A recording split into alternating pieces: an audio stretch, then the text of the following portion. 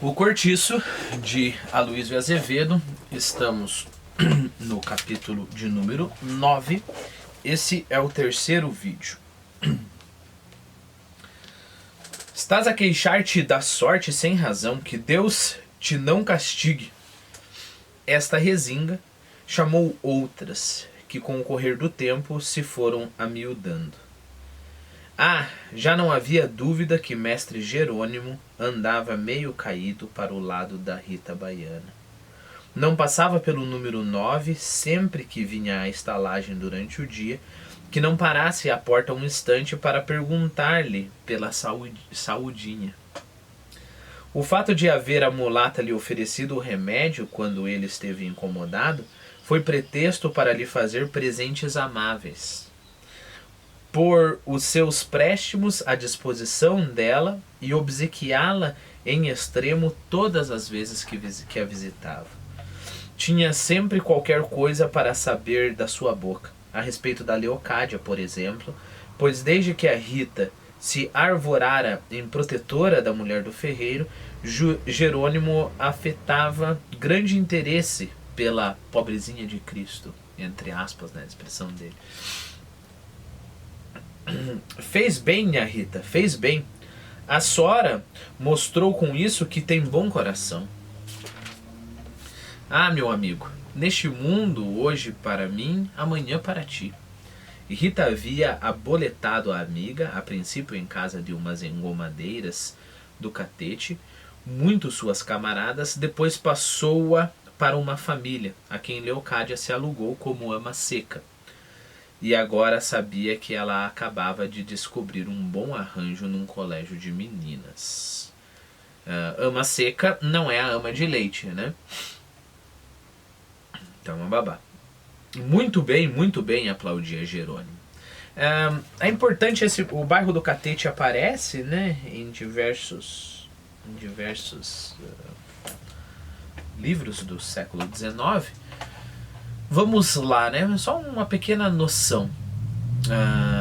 Eu coloquei ali no nosso Quizlet, eu vou ler para você. O bairro do Catete guarda a memória de uma época áurea, quando grandes produtores de café, principal produto de exportação brasileira na virada do século XIX para o século XX, exatamente no período em que estamos aqui, né? Construíram ali suas mansões.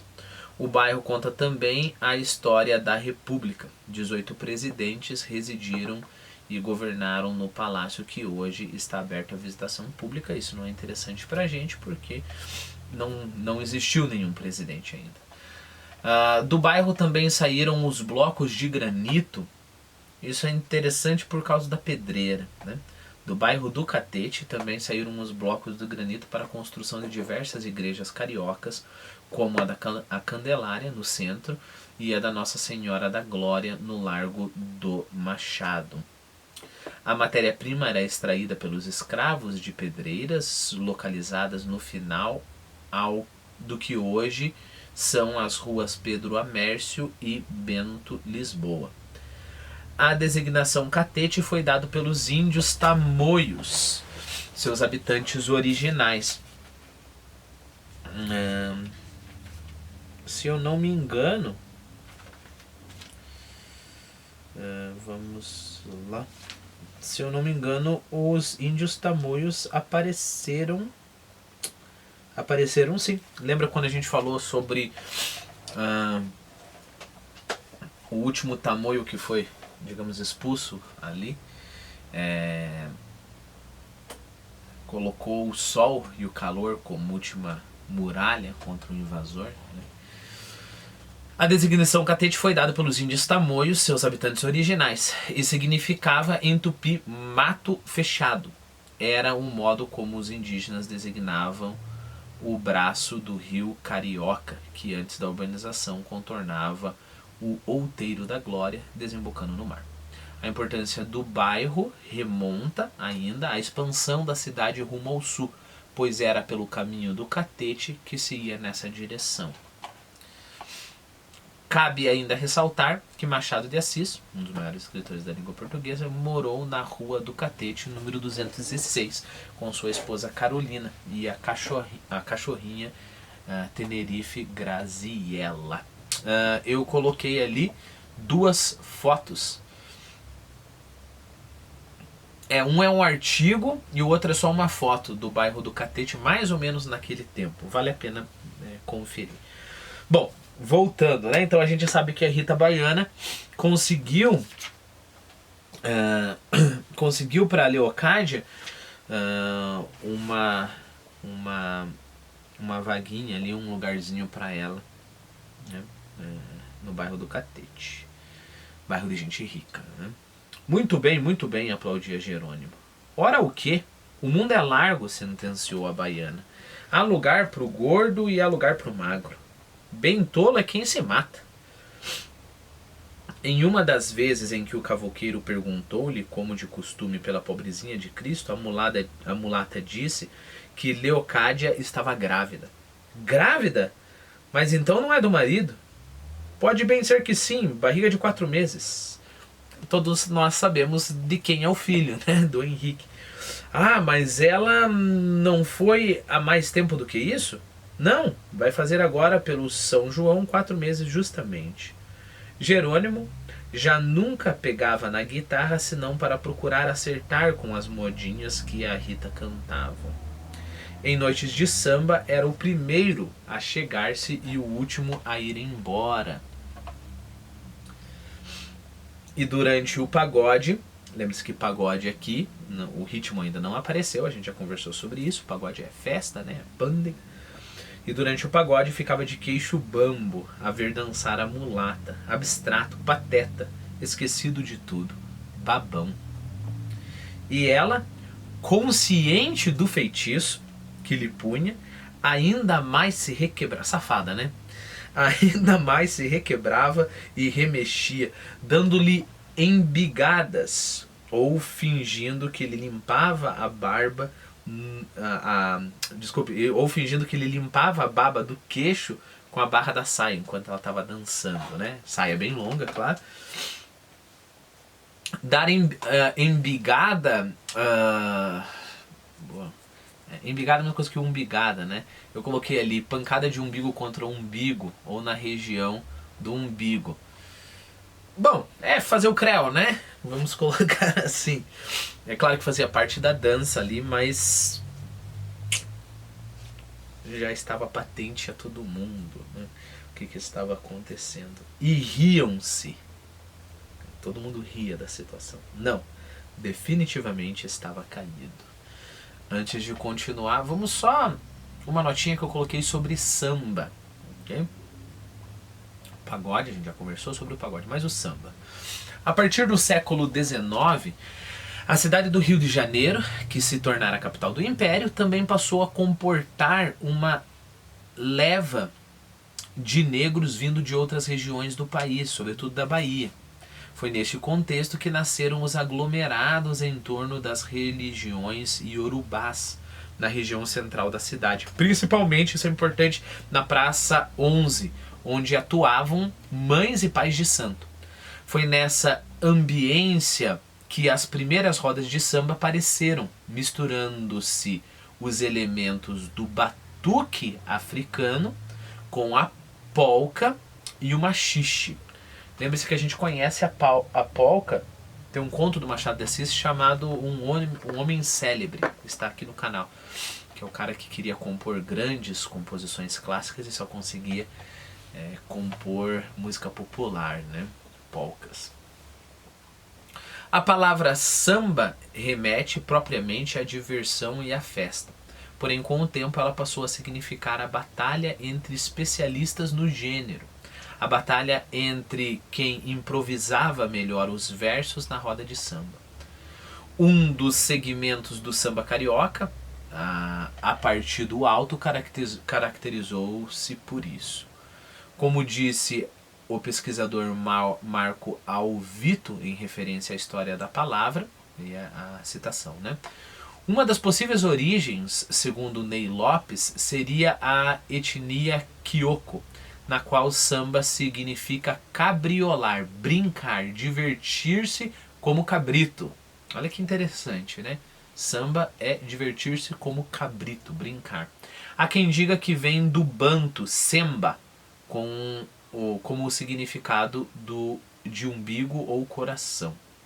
Parecia aplicar-se a danças nupciais de Angola, caracterizadas pela umbigada, né? Em uma espécie de ritual de fertilidade, né? Esses movimentos assim mais lúbricos. Na Bahia surge a modalidade samba de roda, em que homens tocam e só as mulheres dançam, uma de cada vez. Há outras versões, menos rígidas, em que um casal ocupa o centro da roda. Então eu coloquei a referência ali para você verificar. Então vamos ler novamente essa parte, porque eu fico meio assim de ler.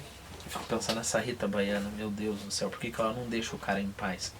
Ou sei lá, por que esse cara não foge? Sei lá, volta pra Portugal, por mais que seja pra ficar mais pobre lá.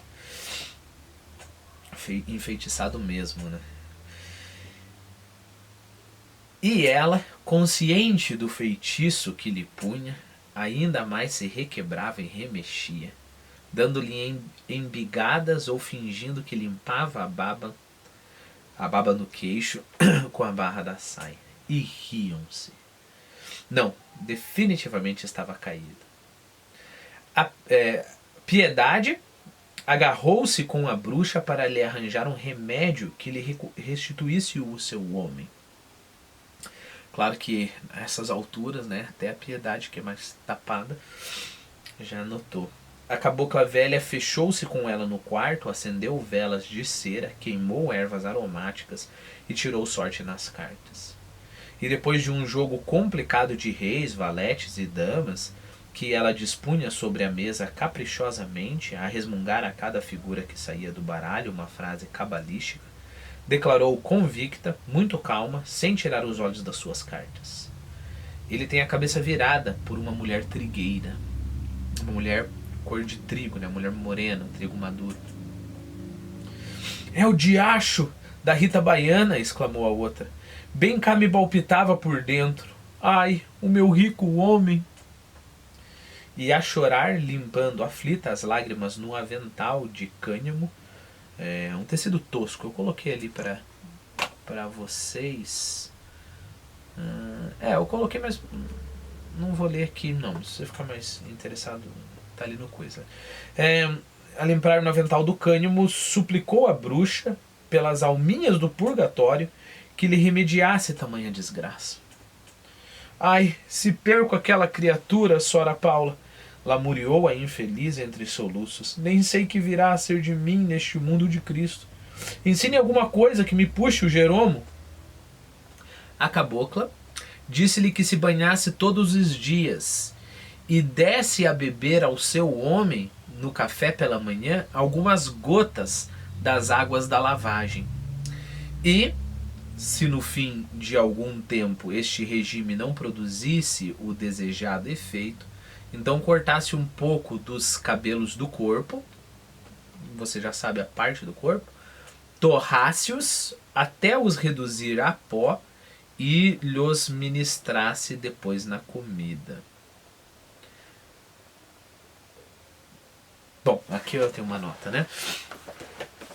Essa história de água da lavar, do banho, né? Cabelos pubianos. Isso dá pra saber que nos rituais mais primitivos, assim, é uma coisa difundida em tudo quanto é lugar mesmo, né? E é claro, é uma coisa... Se você não tem nenhum costume, vamos supor, você começa uma tribo no meio da floresta. É claro que ritual de fertilidade vai ter alguma coisa a ver com isso, né? Se você não tem nenhuma cultura prévia te influenciando ali. Então é de se entender que esse tipo de costume pipoque no mundo inteiro, né? Tribos africanas, sei lá, na Europa, em tudo quanto é lugar, né? Ou algo bem assim, ou alguma coisa parecida com isso, né? Eu estava lembrando de um ótimo filme agora, Só que não tem nada a ver com a nossa história, mas de uma tribo isolada, lá num dos países nórdicos, que tinha esse mesmo tipo de ritual lá. Uma tribo não, é um vilarejo, assim, sabe? O nome do filme é...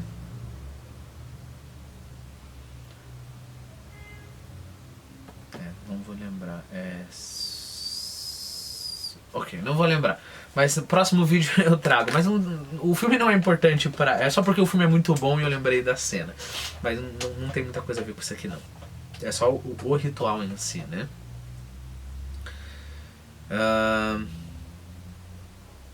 Torrácios, até os reduzir a pó, e los ministrasse depois na comida. Piedade ouviu a receita com um silêncio respeitoso e atento. O ar compungido de quem recebe do médico uma sentença dolorosa para um doente que estimamos. Em seguida, meteu na mão da feiticeira uma moeda de prata, prometendo-lhe dar coisa melhor se o remédio tivesse bons resultados. Mas não era só a portuguesa quem se mordia com o descaimento do Jerônimo para a mulata. Era também o Firmo. Havia muito já que este andava com a pulga atrás da orelha, e quando passava perto do cavouqueiro, olhava-o de atravessado.